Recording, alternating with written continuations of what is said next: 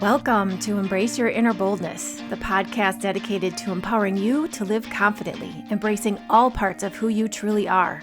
I'm Melissa Henning-Frank, and I'm the founder, success coach, and consultant of Becoming Bold, LLC, and you can count on me to be your guide on this incredible journey of self-discovery and transformation. Let's get right to it. Hello, and welcome back to Embrace Your Inner Boldness. Today, we're focusing on a topic that's really important for any thriving workplace, and that is cultivating team effectiveness.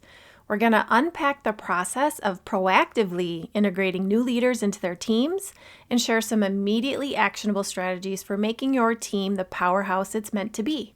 If you're a new leader or new to a team, or you're simply a member of a team, this episode will help you maximize the best characteristics of your team and get clear on a plan for improving any areas that need it. As we go through this episode, keep these questions in mind. What's working really well with my team? What's something that my team needs to work on improving? How is my team perceived by others? How well do I know my team, and how well do they know each other? On a scale of 1 to 10, how would I rate the effectiveness and cohesiveness of my team? And if my answer to that was anything less than 9, what would need to be true to move the needle closer to a 9 or even a 10? Before we dive into the nitty-gritty, let's talk about why effective teams are so important. Effective teams require positive connections. And did you know that cohesive teams demonstrate a 21% increase in profitability over their less cohesive counterparts? Teams that rank in the top 20% for cohesiveness also see 41% less absenteeism, 59% less employee turnover, and a 66% increase in employee wellness. Teams who have common understanding, meaning positive team culture and shared goals, are going to naturally perform at a higher level than those whose culture is in the crapper and goals are too ambiguous. Also, teams with high psychological safety, which encourages openness and diverse perspectives, allows teams to make better decisions, and they're much more likely to have an innovative mindset. So your team's day-to-day energy influences whether or not people will show up to work, whether or not they'll stay with you, and whether or not they'll stay healthy and energized, which a healthy and energized employee is much more likely to produce higher quality work, right? It's crystal clear that effective, high-performance teams are the secret to a thriving, cohesive organization. You probably already know that when a team's dysfunction goes unchecked, leaders can encounter several significant problems that can impact the overall performance and morale of the team. As a reminder, or maybe even a mirror held up, some of the common issues that dysfunction creates for teams if it's left unchecked include trust issues, fear of conflict, lack of commitment, avoidance of accountability, minimal focus on results, poor communication, and low morale. So let's explore what these look like and how they impact the bigger picture. If your team has trust issues, there's likely going to be a lack of collaboration and a fear of vulnerability. Team members might be cautious or hesitant to share information or collaborate with others, and this leads to working in silos and really creates inefficiencies. And without trust, team members might avoid admitting their mistakes or weaknesses, and this is going to terribly hinder any kind of growth or learning. If there's a fear of conflict on your team, you're going to see avoidance of issues and possibly even artificial harmony. This looks like important issues swept under the rug, which leads to unresolved tensions and simmering resentment. You do not want resentment to be left simmering. It's quickly going to boil right over and make a big mess. Team members might pretend to agree to avoid conflict, and this results in a lack of genuine dialogue and innovation. If there's a lack of commitment on your team, you'll see some ambiguity and inconsistent effort. And without clear commitment, team members are going to be unsure of their roles and responsibilities. This is going to lead to confusion, lack of direction, and a lot of frustration. A lack of commitment can also result in unpredictable levels of effort and engagement, and this is going to negatively affect the overall team performance.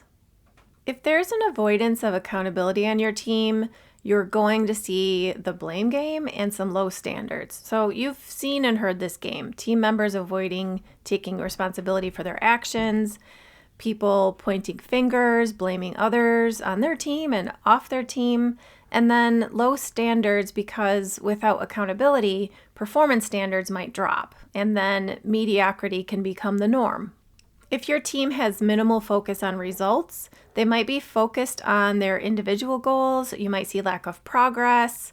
And what that means is you have team members prioritizing their personal goals over team objectives, and this is going to lead to misalignment and more inefficiencies. If there's not a focus on results, the team might struggle to achieve its goals and eventually deliver less value to the organization. Other problems that can crop up when dysfunction is left unchecked include poor communication, and of course we've been talking about low morale this whole time. So ineffective communication can definitely lead to people misunderstanding each other. It's going to increase the instances of mistakes being made, and it's going to create a lack of cohesion within the team. And then persistent dysfunction can result in a huge problem where people are not enjoying their role as much as they used to. You'll see hugely decreased motivation, higher turnover rates, and then the higher turnover rates turn into more work for the people left behind while the recruiting team scrambles to source available talent, and then that makes morale issues even worse on the team. Unchecked dysfunction can have a nasty cascading effect, and this is going to impact not only the team's performance, but also the overall success of the organization. Addressing these issues proactively is essential for creating high-performing, cohesive, and motivated teams. So let's talk about some ways to do that. First, let's talk about bringing new leaders into the mix. Try to remember back to the day that you were a new leader for the team you're on now, or you were a team member and a new leader came on board. Awkward, right? But no worries. I've got a foolproof 5-step plan to make this transition smooth and successful. Step 1, make sure you're welcoming the new leader with open arms. First impressions absolutely matter. If there's an opportunity to throw a welcome party, definitely do that.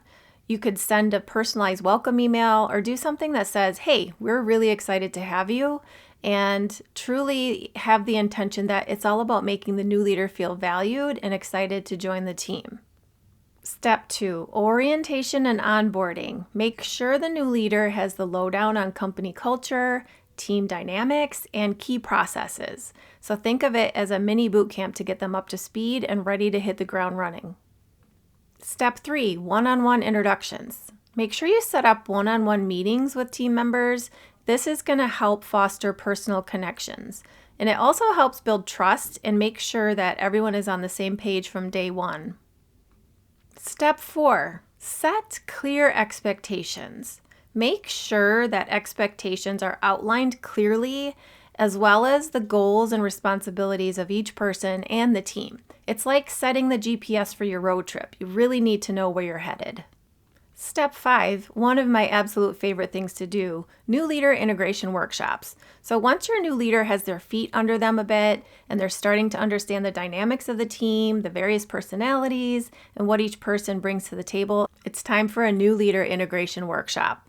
This is a non-negotiable when it comes to setting up leaders to succeed in cultivating team effectiveness.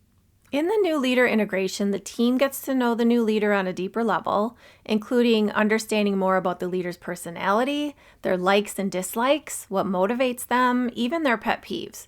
The team will get to spend some time in the room with a facilitator, and without the new leader, they will brainstorm and workshop questions that they have for the new leader. Think of it as a brag, worry, wonder, bet process mixed with a structured ask me anything kind of vibe. The new leader then comes back into the room to respond to the team's questions without any preparation. Lastly, the session closes with more information for the team pertaining to goals, expectations, communication preferences, and any other information the team needs in order to start on the right foot as a team undergoing significant change, acclimating to a new leader. And before you say, who has time for a 5-step process to integrate their new leaders, let me cut you off to say, you don't have time not to integrate your new leaders if your goal is to cultivate a team that's cohesive, effective, and produces high quality work. If you spend the time now, you'll be able to move faster going forward. It's worth the relatively minor proactive time commitment. Yes, it is. Now let's jump into the heart of team effectiveness, and that's creating a safe space for open communication. Imagine a sort of team therapy session, but with less crying and more action plans. Though in my experience, I have certainly witnessed some emotion in my sessions because there were emotions that were packed so deep in the entire team and it was left unchecked for way too long. And this is a recipe for big problems the longer it bakes. So if your team isn't comfortable or trusting enough to openly talk about issues that exist, and you think everything is copacetic, you really need to think again. There's likely really big blind spots happening that need to be checked ASAP before dysfunction takes over completely. My absolute favorite thing to do with teams of all sizes are my team effectiveness workshops with Becoming Bold LLC. These workshops are intended to be preventive maintenance, and it means getting in there before the problems start, moving the team forward with positive progress, and keeping it performing like a well-oiled machine with regular quarterly check-ins. So whether you and I partner together on this or you work with another resource, here's a glimpse into how I tend to run my workshops. Step 1, make sure you have a facilitated safe space. You need to bring in an unbiased, skilled facilitator to create a safe environment where team members feel comfortable sharing their thoughts and feelings. It's like having a referee at a soccer game, someone to keep things fair and on track. A skilled facilitator knows how to quickly build rapport and trust among the members of the team. And if you don't have trust, or there's any kind of hesitation on the team's part to share information about things that are bothering them, then you're really not going to have a productive session. So it's super important, like I said, to have an unbiased, skilled facilitator in this process. Step number 2 is everyone gets it all out on the table. So we're going to encourage everyone to share what's working and what's not. It's time for a no-holds-barred discussion, and honesty is the best policy. We're aiming for constructive feedback, though, not a roast session. So the goal is to understand as much as you can about what the team needs to thrive, what they need or want more of, what they need or want less of, what they need to stop doing, what they need to continue doing, and what they need to start doing. You'll be surprised at how much value comes from getting it all out on the table. Step 3, co-create an action plan. So once everything's out in the open, the team is going to work together to create an action plan. And it's not just a list of tasks. It's a collaborative effort where everyone has skin in the game. So each team member takes ownership of their part in making things better. Step 4, accountability check-ins. About once a quarter, we'll meet up again to briefly walk through the action plan for a progress report out. This helps ensure that what the team committed to actually gets done. It's an extra layer of accountability because it's way too easy to feel like we're too busy to work on future-oriented improvements, and that's typically what gets teams into messy dysfunction in the first place. Another option that truly increases team effectiveness during workshops is to implement individual assessments. So let's sprinkle in some personality magic with MBTI personal impact reports. Imagine your team as a really quirky smoothie that you're putting together. So each ingredient or personality adds a unique flavor. Off the top of your head, what would your team's flavor be? And in what ways does the recipe need to be adjusted? Let's talk about this 3-step process. Step 1, have each team member complete an MBTI assessment or Myers-Briggs type indicator, and this will help them understand their personality type. It's like getting the ingredients list for our team smoothie. These assessments are going to describe each person's strengths, their blind spots, and their personal impact on others. Step 2, share the results and discuss how each person's tendencies impact team dynamics.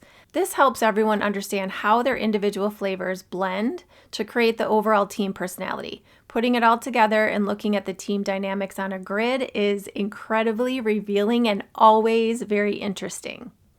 Step 3, explore how your team's collective personality impacts the business as a whole. How is your team perceived by the rest of the organization? Are you seen as innovative, reliable, or maybe a bit quirky? However it shakes out, embrace it. Leverage your strengths and aim to increase the level of effectiveness and cohesiveness of your team. It's meant to be a snapshot in time, and it's going to help you assess the true current state of your team, uncover any underlying or unknown issues, so you can be more proactive in keeping the energy of your team on the up and up. Okay, so let's bring it all together. Cultivating team effectiveness is all about being proactive in how we set up new leaders with their teams, creating a safe space for honest discussions, and understanding how our unique personalities shape the team. By doing this, we're not just building a team, we're creating a powerhouse of openness, collaboration, innovation, and success. So go back to the questions at the start of this episode and reflect on your answers. As you consider what you can do to move the needle toward a more effective, more cohesive team, figure out what the impact is, whether you make the time to nurture your team and if you don't make the time to nurture your team. And remember that dysfunctional teams are going to have a significant negative impact on a business in a number of ways. If you're still not sure how to gauge whether or not your team is effective and cohesive, consider the symptoms of dysfunctional teams. Dysfunctional teams have decreased productivity, which will lead to missed deadlines or inefficiencies. They'll have increased conflicts and tension, and this results in frequent disputes and low morale. Dysfunctional teams are definitely going to have high employee turnover, which is expensive and disruptive. It can also harm the organization's reputation, making it difficult to find and keep talent. If your organization's reputation is damaged, you'll most certainly experience customer dissatisfaction and potential loss of clients. So, as you can tell, it's really expensive to leave team dysfunction unchecked. Addressing the issues is really crucial, and if you'd like to learn more, let's chat. All of my contact information is linked in the show notes. I'd be happy to jump on a 30-minute consultation with you, and all it's going to cost you is time. And as I said earlier, you don't have the time not to do this work if your goal is to cultivate an effective, cohesive team. So what are you waiting for? Let's do this. Thanks so much for joining me on this episode of Embrace Your Inner Boldness. I hope you found inspiration and actionable tips to help you live more confidently. If you enjoyed today's episode, be sure to subscribe so you never miss out on the latest insights and empowering stories. Please take a moment to also leave a rating and review on your favorite podcast platform. Your feedback helps us reach more listeners and be able to continue bringing you more content that uplifts and motivates. Empowering yourself and/or your team starts with embracing your inner boldness. When we stop playing small, we open the door to limitless potential. Remember, the only limit to your greatness is the one you set for yourself. Stay bold, stay fearless, and let's make this journey unforgettable.